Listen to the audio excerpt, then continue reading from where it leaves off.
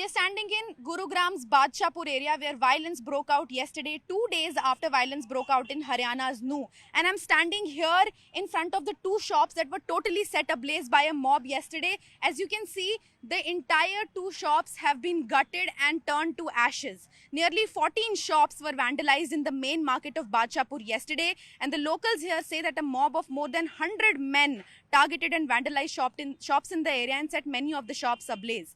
The mobs targeted shops mostly selling biryani and chicken is what we are getting to understand from the locals here.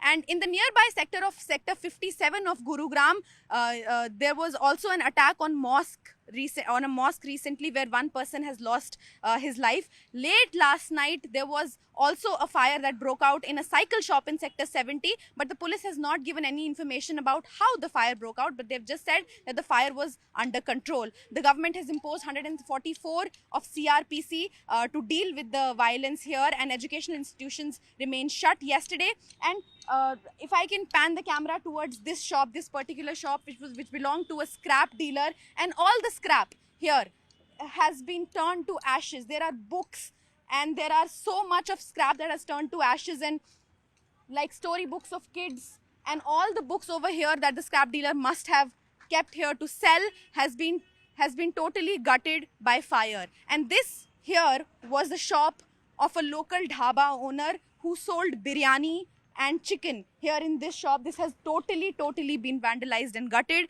We are getting to understand that the shop owners, the two shop owners to whom these two shops belonged, have already fled. They had fled before the incident, and the local shops over here saw 100 to 150 people marching towards this area and shut their shops and ran away. These two shops belong to the two people who had fled already when the attack on the mosque happened. We are getting to understand that they have left for their villages, and the situation remains tense here.